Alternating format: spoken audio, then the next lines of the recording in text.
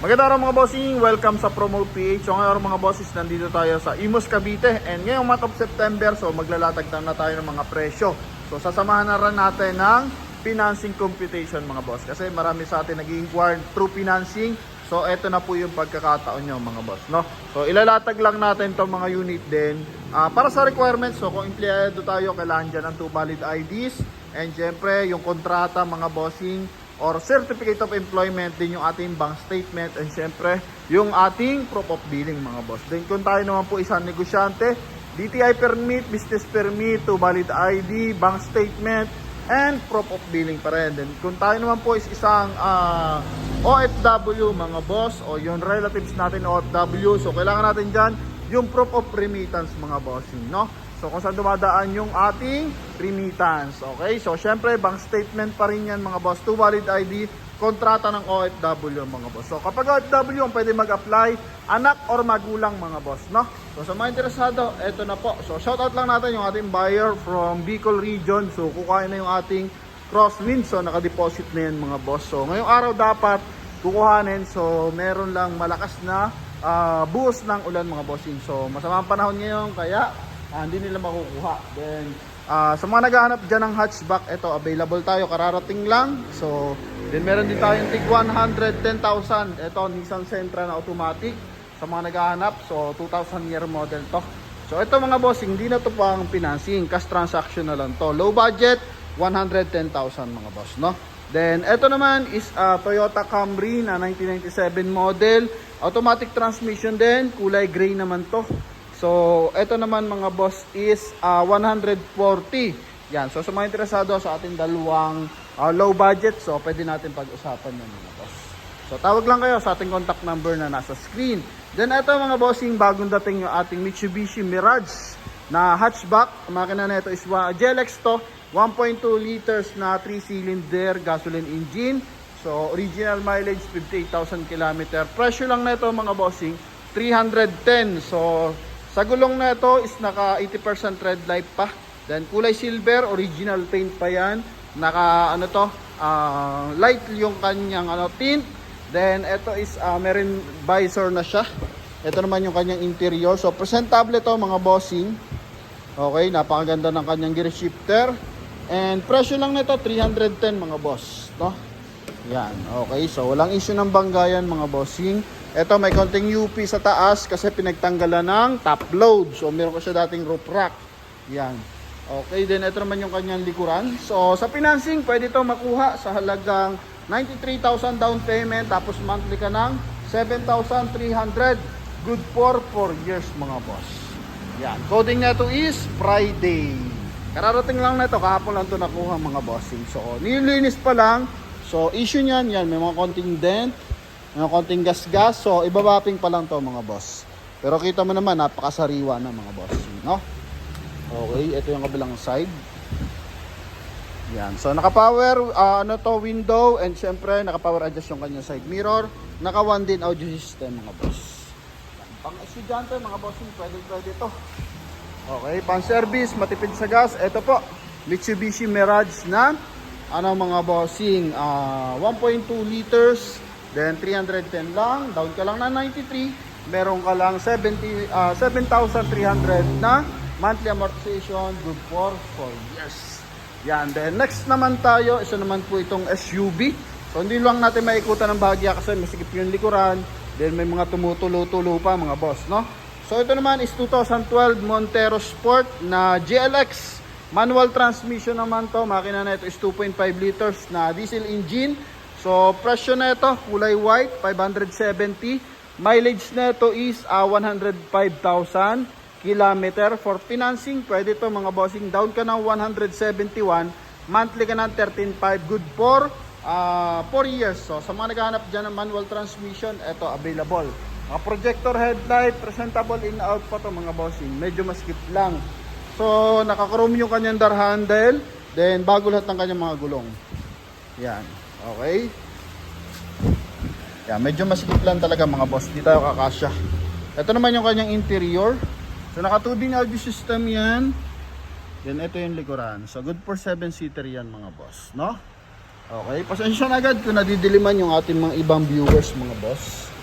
Yan, chrome yung kanyang door handle mga boss. Naka 6 stud and ito nga, presyo na ito 570. Then down ka dito 171, monthly ka dito ng 13.5. Then sa naghahanap naman ng Sportivo automatic 10-seater, ito available din tayo.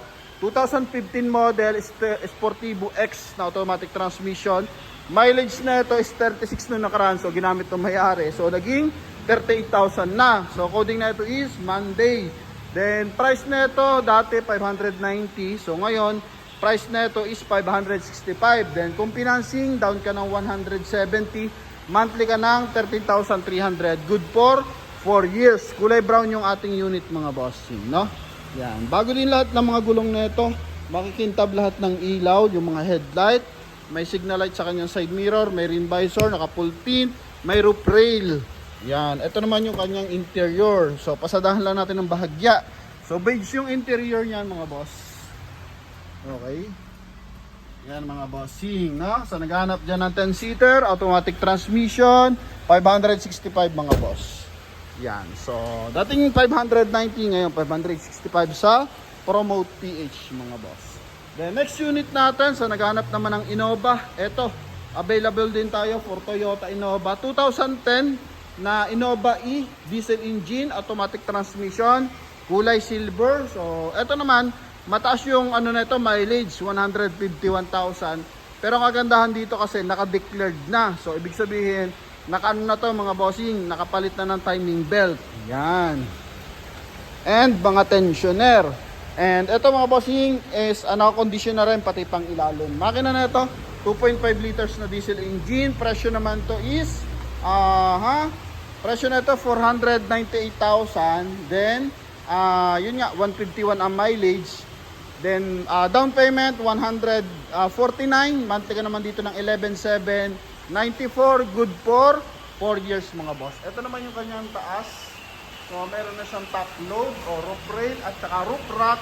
Then may rim visor, naka full tint, 95% tread light. Then ito naman, meron na rin siya step board mga boss, no? Yan, malilinaw yung kanyang mga headlight mga boss. Yung kulay silver yung ating unit. Yan, usually naman makikintab na. Pasilip na lang natin yung kanyang interior. Okay. Konting pasulyap lang tayo kasi madilim mga boss. Yan. Okay. Bangon ng loob mga bossing. Yan mga boss, no? Automatic transmission, naka 2 din audio system mga boss. Yan. Idea lang pala para sa mga bibili ng sasakyan para maiwas kayo sa mga baha. Tulad ngayon, so marami nagbebenta ng binahang unit mga boss. So amoy pa lang na sasakyan pag binuksan mo yung pintuan niyan. So amoy ano na yan, iba yung amoy niyan mga boss. Amoy kanal mga bossing, lalo na kung mga nababad na matatagal yan sa tubig baha mga bossing. So kapag bibili ka ng sasakyan kahit luma yan mga boss, iba yung amoy ng hindi malinis, tsaka iba yung amoy ng kumbaga hindi malinis sa unit yung unang nyo nabilhan mga boss. Pero pag ganito display center yung nabilhan nyo, lahat yan is ano na yan mga bossing, mababango na dapat ang loob yan. Pero yan kahit lagyan nila ng mga pabango sa loob or air freshener mga boss, pag yan ay binaha, mabantot at mabantot ang loob niyan mga bossing, no? Yan, so eto naman next unit natin. So dumating na yung papel na ito. So dami naghihintay dito sa ating Montero Sport na to mga bossing. So 4x4 unit kasi to, naka R20, then 90% red light. Naka-upgrade kasi yung mags na ito mga bossing. So 4x4, 2.5 liters na GTB. Yan, so naghahanap ng SUV na 4x4, eto available na. Dumating na yung papers galing Global Dominion. So naka-projector headlight, naka-bush yung kanyang busina. Ito yung kanyang front area. Then R20 nga yung mags nito, kulay brown yung ating unit. So dati presyo niya ito ay 620. So ngayon is naka-declared to sa atin ng 598,000. Then mileage nito 78,000 km. So down payment dito 180, monthly ka naman ng 14,163, good for 4 years. GTB, so ito yung top of the line mga bossing. Naka full tint, may rim visor, may roof rail, ito yung kanyang mugs. Sa mugs pa nang panalo na tayo. Yan. And ito, meron din siyang step board. Naka-chrome yung kanyang mga door handle. Yan. Ito naman yung interior. So, meron siyang wood accent dito sa kanyang door panel. Yan. Then, all leather yung upuan mga boss. Okay, 598. Naka 2 din audio system. Automatic transmission.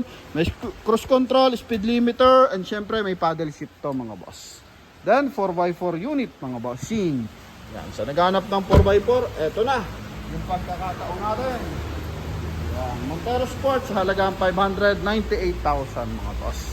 The next unit natin, ito naman, is isa po itong 2013 Crosswind XT. So, galing naman to sa company. So, yung may-ari ng silver, tsaka may-ari nito, same lang. Yung pinanggalingan, same lang din. So, call center company, dito sa Cavite area mga boss. So, dun to galing. Then, eto po isa, ang presyo is 358. Then, ang mileage is 88,000 km. For financing, down ka ng 107. Tapos, monthly ka ng 8,479. Good for 4 years. Yan. So, eto po, kulay white yung ating unit. Brand new lahat ng gulong. R15 to mga bossing, no? Naka-clear lang yung kanyang bubog, so walang tint. Pero all leather yung interior mga boss. Yan, all leather yan, beige din yung kanyang interior mga bossing. Naka-dual AC yan syempre. Good for 10-seater to mga bossing. Okay, so down ka lang dito ng mga boss, 107, monthly ka ng 84. So ganun lang kababa mga bossing. Okay? So the next unit natin, adventure naman. So sa mga naghahanap dyan ng adventure, eto pwede nyo maging option.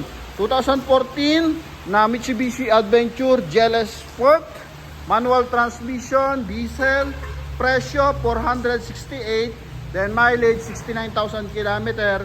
Down ka naman dito ng 140, monthly ka ng 11,000, good for 4 years. Yung kanyang front area, makina na ito 2.5 liters na diesel engine. So ito naman, meron siyang step board, meron siyang roof rail mga boss, then meron din siyang rim visor. Naka-two-tone yan mga boss. Pakita natin yung kanyang interior. Sa gulong, 80% red light. Yan, 80% red light pa. Then ito naman, naka-chrome yung kanyang door handle. Ito yung kanyang loob. Yan. Okay, so ito, kahit mga luma mga bossing, mababango yung loob niyan. Okay? Yan mga boss. Ha? And ito naman yung kanyang front area. Yan. Lahat ng unit natin dito mga bossing, so chinik na yan. Walang issue ng bangga to mga boss, no? Then pagdating sa documents, so napakaklarado. Lahat ng unit natin is may papel po. Yan. Next unit naman natin mga bossing, 2017 na Mitsubishi Adventure. Isa pa ulit tong Adventure. So price naman ito 498, then mileage niya is 68,000 km. So pag financing, down ka naman ng 149, monthly ka ng 11,700, good for 4 years. Yan. Para hindi mabibigat, ito. Sa mga walang pangkas, ito rin po mga boss, no? Kulay white to mga bossing. And ito naman nakatutong din. So ito meron siya dito tag dito, retouch ng bahagya. Okay, mga nadalian sa gutter. Ito naman yung kanyang kabilang side. So naka rim visor, naka din to, naka visor tint yan na medium. Then meron din siyang roof rail. So stock naman yung roof rail, lalagyan mo lang siya na roof rack. Ito naman yung kanyang interior. So naka 2 din audio system na yan. Ito naman yung likuran. Mga boss, 498. Then kung financing, so down ka dito ng 149, monthly ka ng 11,700. No? Then para naman po sa naghahanap dyan ng manual transmission na Toyota Wigo, ito available tayo 2017 manual transmission, makina nito 1.0 na gasoline engine. So ito naman kumpleto ng accessories. So meron na siyang tag dito, meron siyang garnish sa ating headlight, then nag-upgrade yung kanyang mags 14 inches. So ito mga bossing is bago din yung mga gulong. Then ito meron siyang additional dito sa kanyang bumper. Then meron nilagyan din siya ng running board. Body kit mga boss, no? Yan, naka body kit na to. 340, then mileage nito 36,000 km. Kulay gray naman to mga boss. Down ka naman dito ng 102, monthly ka ng 8,000 53 good for 4 years mga bossing. So lahat ito mga bossing is pwede sa financing maliban dito sa ating ibang unit, no? Yan. So sa financing mga bossing, bukod pa dyan yung chattel mortgage at saka yung ating insurance mga boss. Yan. So tuloy-tuloy tayo mga boss. Ito naman is 4x4 din na Mazda Bongo. Yan. So Mazda Bongo, naka-registered to ng 2023 model. And presyo nito 350,000. Okay. Yan. So ito drop side yan. Malaki yung likuran. Ito naman yung kanyang loob. 4x4 yan mga boss.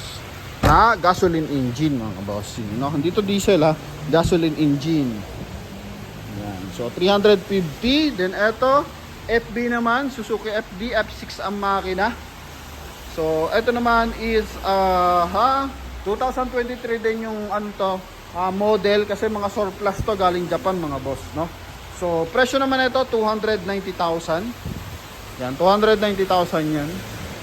F6 ang makina. Then ito yung ating DA16 or DA17 ang makina na ito. So ito naman is drop side 260 to mga boss, no?